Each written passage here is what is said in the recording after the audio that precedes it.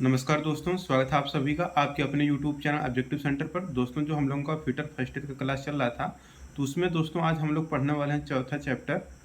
और वो जो चौथा चैप्टर है वो है हम लोगों का वेल्डिंग। तो वेल्डिंग के जितने भी क्वेश्चन है वो हम लोग देखेंगे ऑफिशियल निमी का जो क्वेश्चन है, ठीक है। और हम लोग पूरा फास्ट रिविजन कर रहे हैं, पर डे एक चैप्टर खत्म हो रहा है। अगर आप लोग पिछले 3 वीडियो नहीं देखे हैं तो डिस्क्रिप्शन बॉक्स में लिंक दिया गया है, आप लोग वहाँ से जाके देख सकते हैं, ठीक है। चलिए शुरू करते हैं। अब यहाँ पर दोस्तों हम लोगों का शुरू होता है मॉड्यूल 4, जो कि वेल्डिंग का चैप्टर है। यहाँ पर 232 नंबर का क्वेश्चन देखिए, कह रहा है कि स्टेनलेस स्टील के गैस वेल्डिंग में किस प्रकार के फिलर रॉड का उपयोग किया जाता है। तो स्टेनलेस स्टील के गैस वेल्डिंग में जिस प्रकार के हम लोग फिलर रॉड का प्रयोग करते हैं वह रहता है आपका कोलम्बियम स्टेनलेस स्टील, ठीक है। तो कोलम्बियम स्टेनलेस स्टील का प्रयोग हम लोग स्टेनलेस स्टील के गैस वेल्डिंग के लिए हम लोग फिलर रॉड के रूप में यूज करते हैं, ठीक। कोलम्बियम स्टेनलेस स्टील आपका करेक्ट आंसर हो जाएगा। इस गैस वेल्डिंग दोष का नाम बताना है। तो देखिए ये जो आपको वेल्डिंग दोष दिखाया गया है यह है आपका लैक ऑफ फ्यूजन, पिघलने की कमी।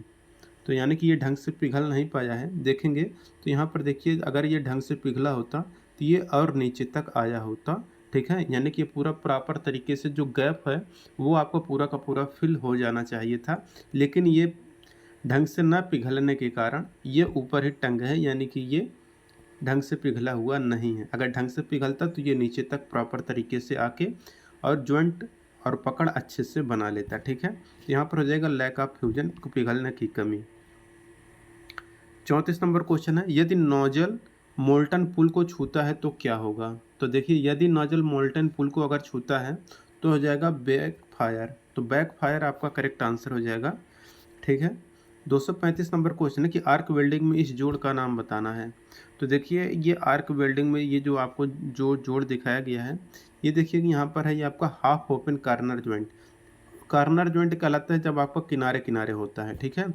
लेकिन अगर ये प्लेट पूरा फुल तरीके से हो तो वो आपका कहलाता है फुल ओपन कार्नर ज्वाइंट। लेकिन ये देखेंगे तो एक प्लेट का ये जो नीचे वाला प्लेट है इसके आधे पर ही वो ऊपर वाला रखा गया है, तो ये आपका कहलाएगा हाफ ओपन कार्नर ज्वाइंट, ठीक है।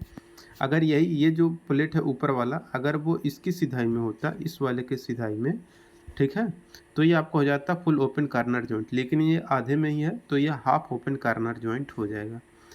236 नंबर का क्वेश्चन कह रहा है कि एसी वेल्डिंग ट्रांसफार्मर का कार्य क्या है। तो देखिए एसी वेल्डिंग ट्रांसफार्मर का जो कार्य होता है यह करता है कि यह निम्न वोल्टेज धारा एम्पियर को में परिवर्तित करता है। यह निम्न वोल्टेज उच्च धारा एम्पियर में परिवर्तित करता है।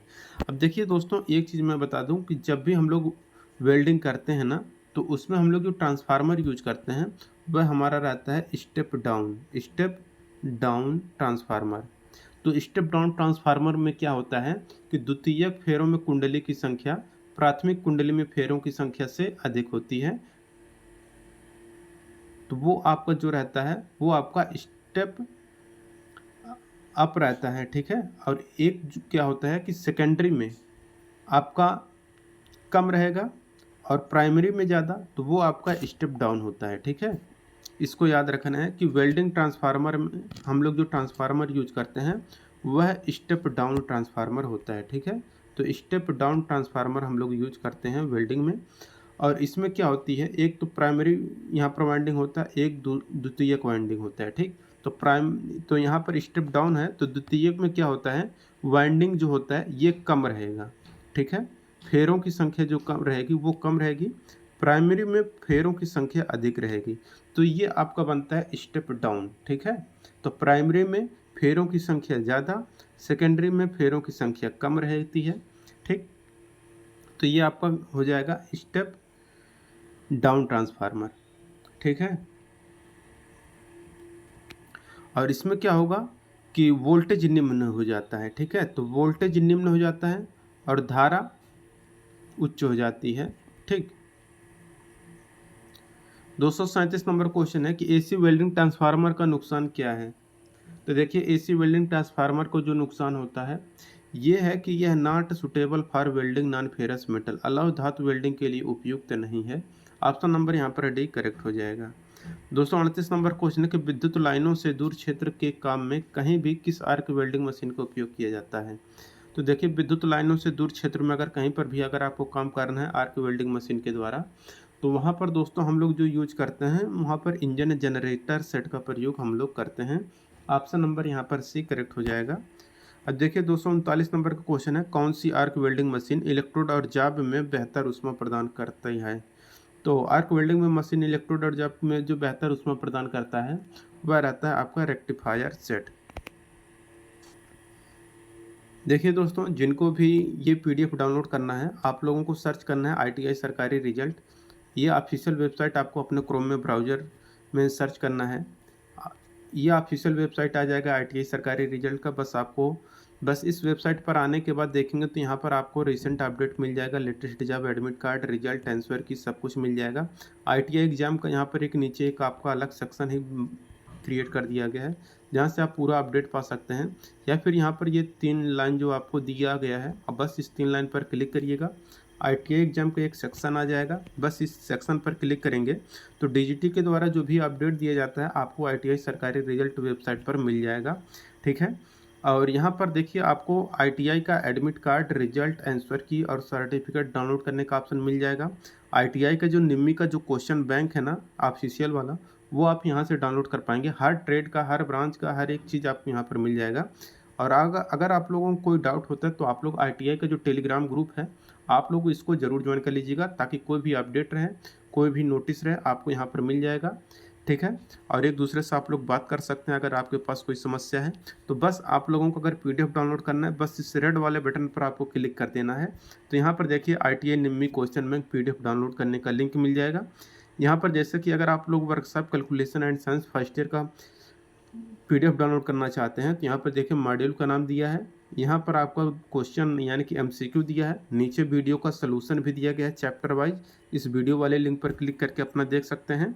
और नीचे जाएंगे तो यहाँ पर देखिए एक सेक्शन दिखेगा ब्लैक कलर से, यहाँ पर पीडीएफ फाइल का, बस इसी पीडीएफ फाइल को आप लोगों को क्लिक करना है और ये पीडीएफ जाके आपको टेलीग्राम में मिल जाएगा। डायरेक्ट इस पर क्लिक करेंगे आपको टेलीग्राम पे उठा के कर देगा, वहाँ पर पीडीएफ पे बस आपको एक क्लिक करना है, बस आपका पीडीएफ डाउनलोड हो जाएगा। ठीक है, इसी तरह से fitter trade theory first year का पीडीएफ देखेंगे तो यहाँ पर देखिए पहले चैप्टर और उसका सलूशन, दूसरा चैप्टर उसका सलूशन, तीसरा चैप्टर वीडियो सलूशन, यहाँ पर मैराथन वीडियो भी आपको मिल जाएगा।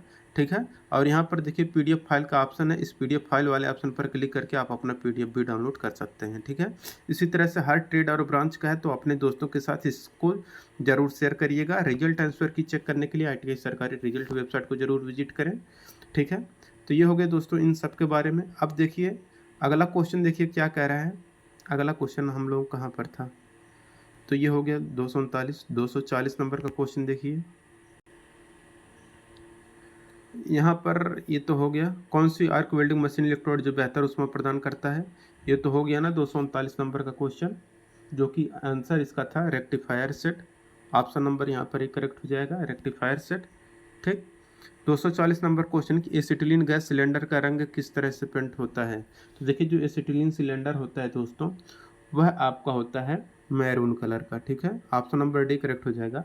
लेकिन यहीं पर आगे चल के एक क्वेश्चन आपको देखने को मिलेगा ऑक्सीजन सिलेंडर, तो वो होता है आपका ब्लैक कलर का।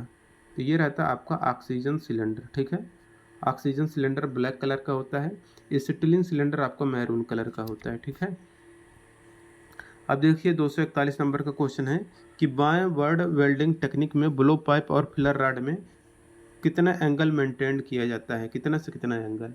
तो ये किया जाता है 60 और 30 डिग्री का एंगल मेंटेन किया जाता है। ठीक है, 242 नंबर क्वेश्चन कि वेल्डिंग के दौरान करंट की सेटिंग कौन सा कारक निर्धारित करता है।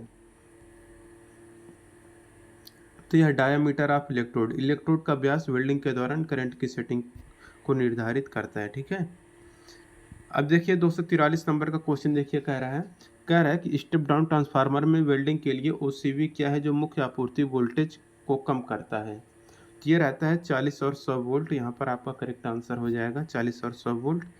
अगला क्वेश्चन यहाँ पर देखिए 244 नंबर का क्वेश्चन कह रहा है कि कौन सी वेल्डिंग मशीन जो सभी प्रकार के इलेक्ट्रोड का उपयोग करके लोह और अलाव धातुओं की वेल्डिंग के लिए एसी और डीसी दोनों की आपूर्ति करने के लिए डिजाइन की गई है। तो यह रहता है आपका रेक्टिफायर सेट। ठीक है, तो रेक्टिफायर सेट यहाँ पर आपका करेक्ट आंसर हो जाएगा। 245 नंबर का क्वेश्चन देखिए कह रहा है कि आकृति में दिखाए गए वेल्डिंग प्लांट में किए गए सुरक्षा संचालन का नाम बताइए। तो ये जो सुरक्षा संचालन दोस्तों आपको दिखाया गया है, यह आपका कहलाता है निकास वाहिनी फ्यूजन और गैस, निकास वाहिनी फ्यूज और गैस पकड़ती है। ठीक है, ऑप्शन नंबर यहाँ पर डी करेक्ट होगा। देखिए यक्स के रूप में चिन्हित भाग का नाम बताना है। तो ये जो दोस्तों नीचे यक्स पार्ट दिखाया गया है, यह सेफ्टी प्लग कहलाता है। ऑप्शन नंबर यहाँ पर करेक्ट हो जाएगा।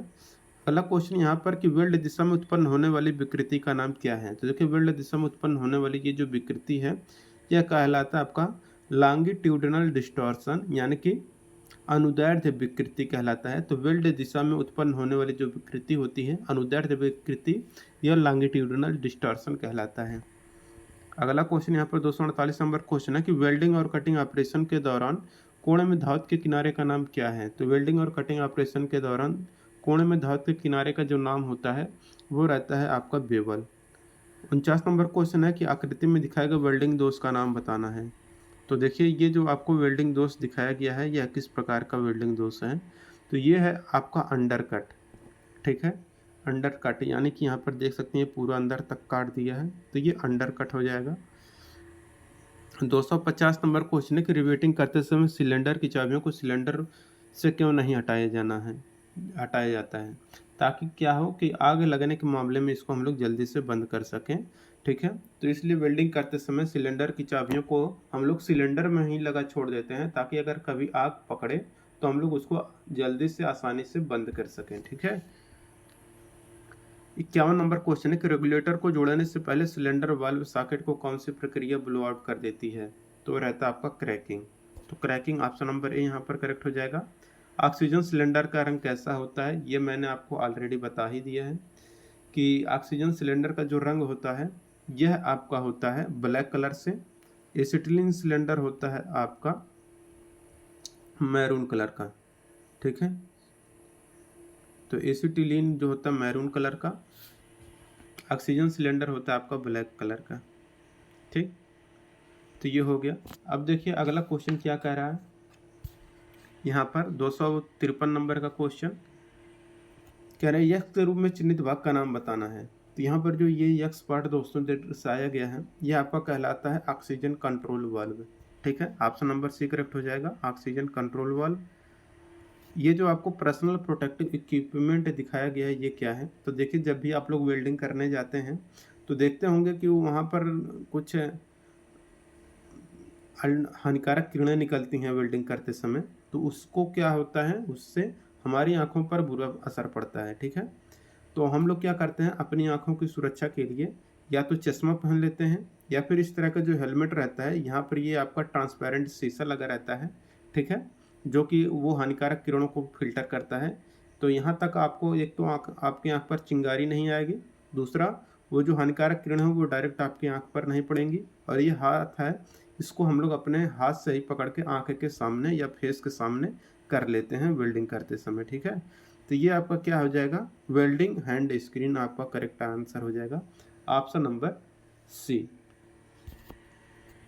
अब देखिए 55 नंबर क्वेश्चन कह रहा है कि आर्क वेल्डिंग प्रक्रिया में सेलुलोसिक इलेक्ट्रोड का उद्देश्य क्या है। तो आर्क वेल्डिंग प्रक्रिया में सेलुलोसिक इलेक्ट्रोड का जो उद्देश्य होता है यह रहता है very easy to remove the deposited slag, जमा हुआ स्लैग को हटाना बहुत आसान है। 255 का यहाँ पर ये आंसर करेक्ट हो जाएगा। ठीक है, अब देखिए यहाँ पर अगला क्वेश्चन है 256 नंबर की यक्स रूप में चिन्हित भाग का नाम क्या है। तो यहाँ पर ये जो दोस्तों आपको चिन्हित भाग दिखाया गया है, ये आपका वर्टिकल एडजस्टमेंट करने का कार्य करता है। तो वर्टिकल एडजस्टमेंट आपका करेक्ट आंसर हो जाएगा। अब देखिए अगला क्वेश्चन है यहाँ पर 257 नंबर का, किसी ऑक्सीजन सिलेंडर की भंडारण क्षमता कितनी होती है। तो ऑक्सीजन सिलेंडर की भंडारण क्षमता होता है 60 मीटर क्यूब। 58 नंबर क्वेश्चन है कि गैस कटिंग के दौरान शरीर को उड़ने वाली चिंगारी से बचने के लिए उपयोग किए जाने वाले उपकरण का नाम क्या है। तो वह आपका लेदर एप्रन, चमड़े का एप्रन यहाँ पर आपका करेक्ट आंसर हो जाएगा।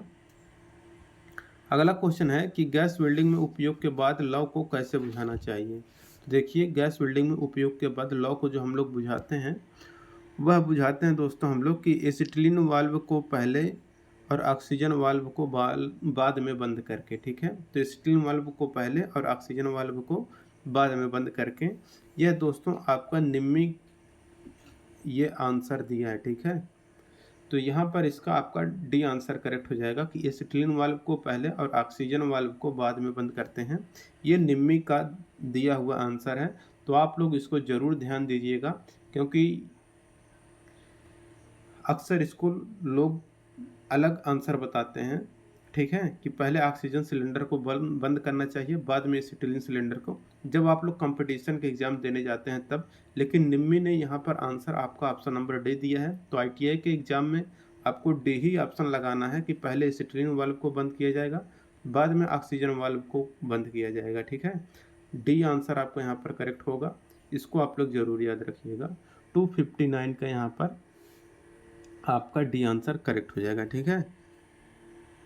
60 नंबर क्वेश्चन है कि आर्क वेल्डिंग के दौरान ध्वनि प्रभाव क्यों गुनगुनाते हैं। तो आर्क वेल्डिंग के दौरान जो साउंड इफेक्ट, हमिंग जो साउंड इफेक्ट होता है, ये क्यों सुनाई देता है।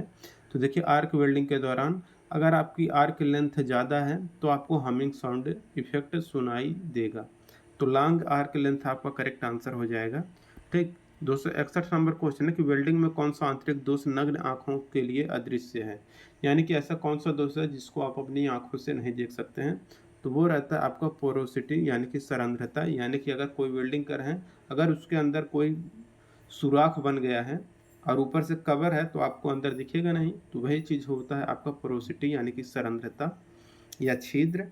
तो आपका ऑप्शन नंबर यहाँ पर भी करेक्ट हो जाएगा, ठीक। जिनको पीडीएफ लेना है आप लोग टेलीग्राम ज्वाइन कर लीजिएगा या फिर आईटीआई सरकारी रिजल्ट वेबसाइट को विजिट करिएगा। मिलेंगे नेक्स्ट वीडियो में। Thank you.